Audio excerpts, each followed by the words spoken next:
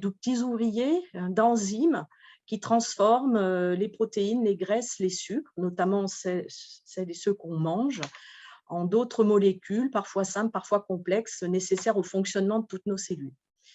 Et donc, un défaut d'activité d'une enzyme peut entraîner soit l'accumulation d'un substrat, d'un produit toxique non dégradé, et on peut avoir comme ça des intoxications à l'ammoniac ou à la leucine, ou alors le défaut d'un produit non synthétisé, et ainsi avoir une hypoglycémie par défaut de synthèse de glucose en état de jeûne, ou défaut énergétique, par défaut de synthèse de la molécule ATP dans certaines cellules.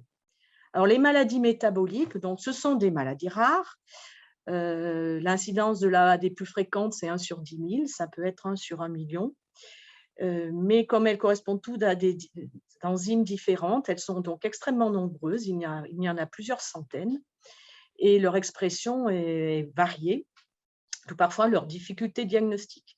Il peut y avoir une atteinte de plusieurs organes, par exemple cerveau et muscles et cœur, foie. Le début peut être très précoce, les premiers jours de vie, par des tableaux assez aigus, même avant la sortie de maternité, mais parfois des débuts extrêmement tardifs. On a pu voir des révélations de maladies à l'âge de 50 ans. Et l'évolution peut être très aiguë, avec un accident grave, parfois avec séquelles, ou des évolutions très progressives d'accumulation, qui elle-même peut être émaillée d'incidents aigus. La gravité de cette maladie est fréquente, probablement parce que leur diagnostic est difficile, et surtout parce que peu de traitements existent, ou en tout cas qui ne les guérissent pas. Donc, ce sont des maladies génétiques. Alors, malheureusement, mon petit schéma est un peu amputé, avec la transmission habituelle classique autosomique récessive, avec des parents porteurs qui ne le savent pas et qui, à chaque grossesse, ont 25% de risque de transmettre leurs 2 gènes malades et d'avoir un enfant qui exprime lui-même la maladie. Ce qui est important donc, c'est de faire le diagnostic, si possible, au premier enfant malade dans la famille, pour pouvoir donner un conseil génétique éclairé ensuite aux parents. Le diagnostic de ces maladies sont des dosages biochimiques dans le sang, dans les urines, dans le liquide céphalorachidien. Ce peut être des dosages d'activité enzymatique dans des cellules comme les cellules de la peau, les fibroblastes, des cellules hépatiques qu'on prélève par ponction. Et puis, de plus en plus, il y a des études génétiques. Alors, des études génétiques orientées par des premiers résultats, mais aussi parfois maintenant des études d'exome ou de génome, en l'absence de signes biologiques très évidents. Alors, l'équipe du centre de compétences des médecins, et je suis assistée par des neuropédiatres, Dr Chaud et le Dr Perrin, une diététicienne dont le rôle est essentiel, on va le voir dans la prise en charge des régimes très spécifiques de certaines de ces maladies, une secrétaire qui gère certains appels et puis toute la consultation. Et puis, bien sûr, on travaille avec une grosse partie de l'équipe pédiatrique, les pédiatres de surspécialité, puisque plusieurs organes peuvent être touchés. On a besoin de cardiopédiatres, de pédiatres spécialistes en hépatologie, par exemple. On travaille avec les généticiens. On travaille avec la réanimation néonatale ou pédiatrique, en cas d'accès aigu, qui peuvent nécessiter des prises en charge très particulières, voire par exemple de l'épuration extra-rectale.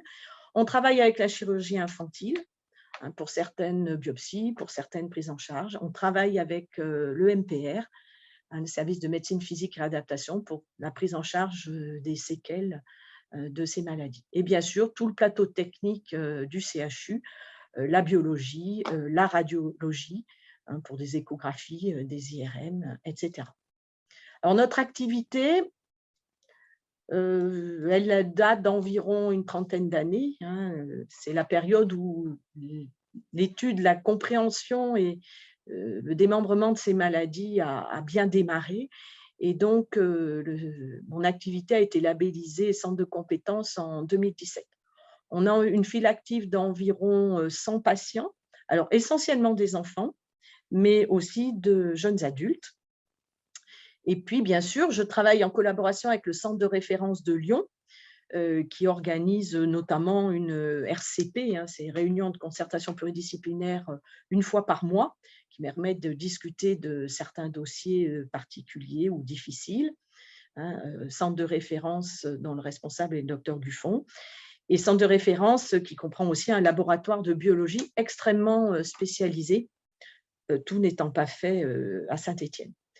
On travaille dans le cadre de la filière G2M, qui se charge d'organiser certaines formations et puis qui fonctionne avec des groupes de travail, notamment pour la rédaction des programmes nationaux de soins pour toutes ces maladies rares.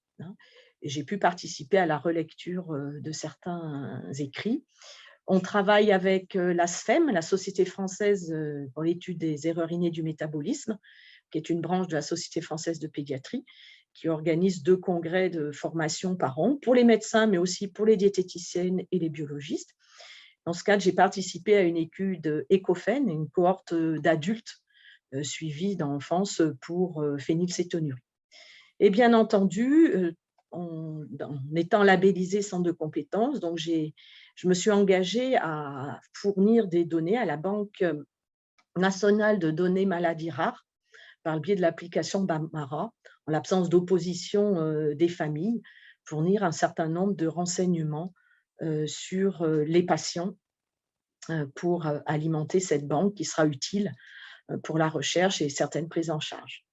Alors, la prise en charge de ces maladies, un grand nombre sont sensibles à des régimes qui sont effectivement assez restrictifs quant à des protéines ou à un certain sucre.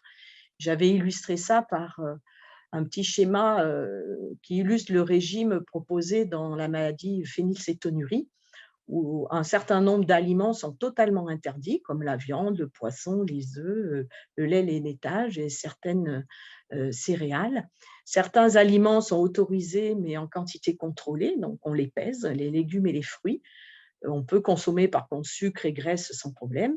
Et tout cela nécessite évidemment pour la croissance des compléments alimentaires sous forme de ce qu'on appelle des produits hypoprotidiques, qui apportent des calories, et puis des mélanges d'acides aminés pour compléter la ration en protéines, qui comprennent aussi des oligoéléments et des vitamines. Certaines maladies sont sensibles à des vitamines de façon très spécifique, à haute dose, et quelques-unes, malheureusement peu, sont traitables plus ou moins complètement par une enzymothérapie de substitution. On a réussi à fabriquer l'enzyme manquante qui peut être administrée donc en perfusion toutes les semaines ou toutes les 2 semaines, certaines à domicile, la plupart malheureusement en hôpital de jour, à l'hôpital. On se place dans le cadre de prise en charge à 100%.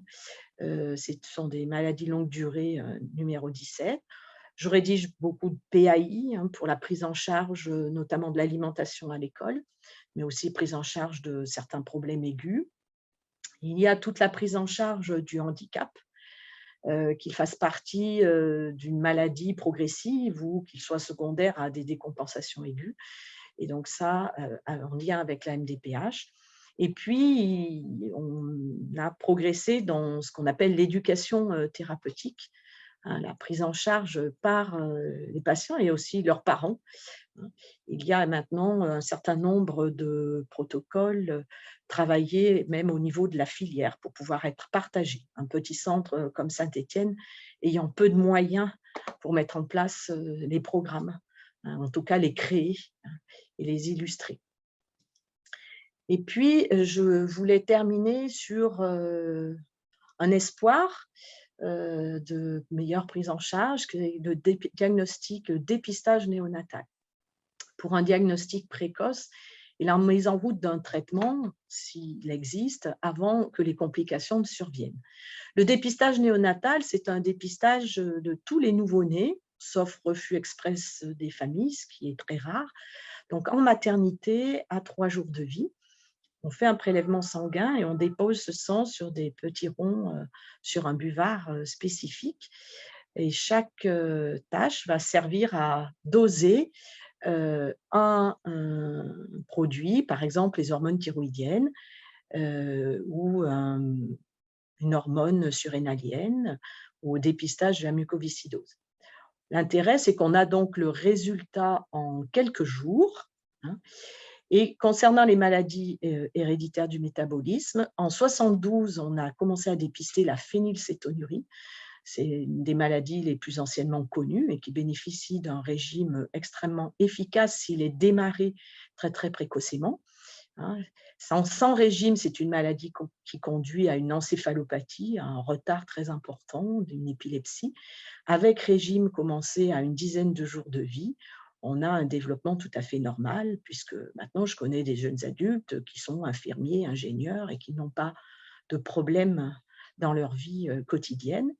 En 2020 est arrivé un deuxième dépistage, hein, donc vous voyez le temps qu'il a fallu pour le mettre en place. Le dépistage du déficit d'utilisation des acides gras à chaîne moyenne. Ça, c'était la petite encart qu'on avait rajouté dans les carnets de santé pour informer les familles. Et donc, 6 autres maladies sont pressenties pour un dépistage courant 2022-2023. Le dépistage étant géré et contrôlé par un centre régional de dépistage néonatal. Il y en a un donc par région. Donc, ce dépistage va permettre de progresser dans la prise en charge de ces maladies, aux côtés, bien entendu, de la recherche qui se poursuit. Je vous remercie de votre attention.